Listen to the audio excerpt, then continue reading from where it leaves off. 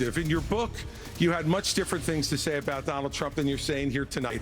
That's not true. No, it is very true. That's not It's true. very true. I read it, Because and I there's a know. difference Look, between bad behavior and illegal by the way, behavior, Chris. And you as a prosecutor should know better. Yeah, you know what? I know a lot better. There's a difference between bad behavior. And I know a lot better than you do. You've never done it like you've never done anything to try to advance the interests of this government except to put yourself forward as a candidate tonight. So that was former New Jersey governor, now Republican presidential hopeful Chris Christie going after tech entrepreneur Vivek Ramaswamy during the debate last night. But Vivek was not the only candidate Christie took on. Here you go. Here's the bottom line. Someone's got to stop normalizing this conduct.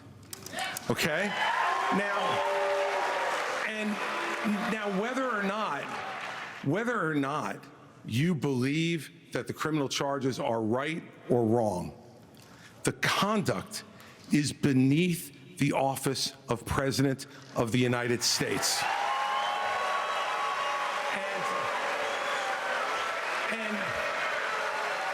And you know, this is the great thing about this country.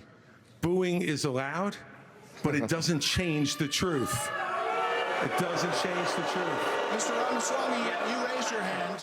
Joining us now is the former governor of New Jersey, Chris Christie. Good morning, Governor. Great to have you. Let's start out with your best moment. What was your best moment last night? Telling the truth about Donald Trump. I mean, look, you know, if you're unwilling to if you're willing to confront him when he's not there, how the heck are you going to be willing to confront him when he is? And I'm proud of the fact that I was the only one last night who was willing to do it repeatedly and directly, because the truth does matter. And what also matters is being able to say to folks, look, whatever you believe about the weaponization of DOJ or whether you agree or disagree with the criminal charges, do we really believe that this is normal behavior? Do we really think that this is what we want as a role model for our children and grandchildren? The clear answer is no. Why do you think that was your best moment to get Republican primary voters to vote for you when you had really loud boos every time you did that? Well, because not every Republican primary voter in America was in the arena, and because you can't be looking to play to the grandstand, Poppy. Okay. What I was doing was talking to the people, the tens of millions of people who were watching in their living rooms, in their family rooms at home. Let me play. And the fact is, if you're not going to talk about that, then why bother running? You should just concede the race to Donald Trump, which is what a lot of those people did on the stage last night. Governor, let me play for you what one woman watching in a focus group with our colleague said as she was watching you. Tell me why you didn't like what Chris Christie had to say.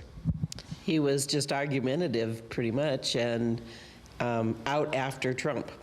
You don't think there was any logic to what he said, though? I think it was a lot of revenge. It's a voter in Iowa. What do you say to people like that? I'd say, like, once again, am I out after Trump? I am out to beat Donald Trump, and because I think he deserves to be beaten. And I make no apologies for going out and making the argument against him and the argument for the Constitution. I would say to her, if she were standing in front of me right now, do you love the Constitution and do you care about it? And does it matter to you that a guy who, you know, took the oath to preserve, protect, and defend the Constitution and said he wanted to suspend it to keep himself in power? I'm sorry, you don't back off from making that argument. The country is bigger than any one man, and certainly bigger than any one person's opinion in a CNN focus group. Governor, what do you think your weakest moment was? I think the weakest moment for me was the weakest moment for everybody, Poppy, which was that stage was completely out of control. And I'm disappointed that the moderators didn't play a stronger hand in controlling what was going on. There were a couple of folks on stage last night who felt they could go over time every time, that they could interrupt and had a right to speak on every issue. And that's where the moderators have to say no and shut them down.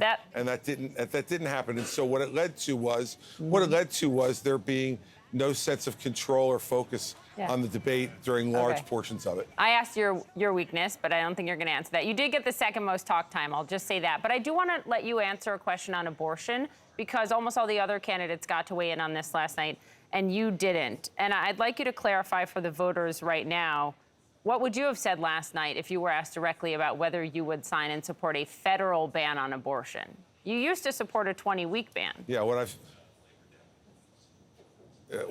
I've said, Poppy, and I did not support a 20-week ban. That's incorrect. What I've said all along was that I think each and every one of the states and its citizens should make this decision. That for 50 years we've argued Roe versus Wade in the federal scheme was not the right way to go, that this belonged in the states, and that the states should be able, through their citizens, to make the decision that they want regarding how abortion should be regulated in each and every one of the particular states. And if, in fact, at one point, after all 50 states have weighed in, there's an obvious national consensus, I would support an obvious national consensus. But we are far, far from that. And I don't think we should short circuit the process of letting all the citizens of all the states weigh in. It's the first time they've had an opportunity to do that in over 50 years, and I would not cut short that process. Is Vivek Ramaswamy the future of the Republican Party? No. Okay. No. Why is he polling higher? I mean, you spent a lot of unless- time going. Sorry to step on you. There's a little delay. I asked because you spent a lot of time going after him last night, and he is polling higher than you. I responded to him twice when he came after me. And so I don't think I spent a whole lot of time on that, Poppy. He came after me, so I'm going to respond. And by the way, he's not polling higher than me in New Hampshire, where I'm at 14% and in second place. And that's why these national polls are so silly.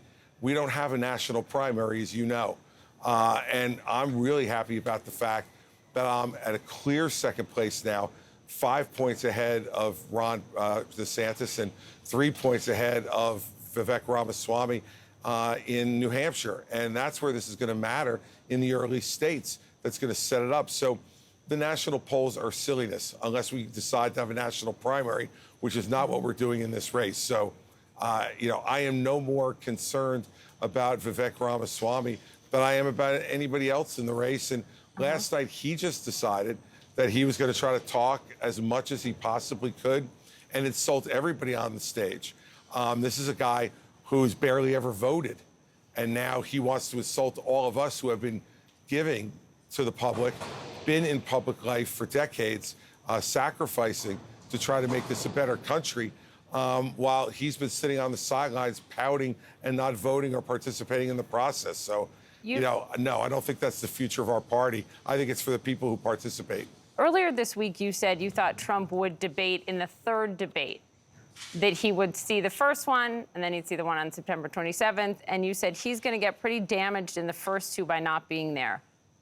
After seeing what played out last night, do you still think that he shows up for the third one?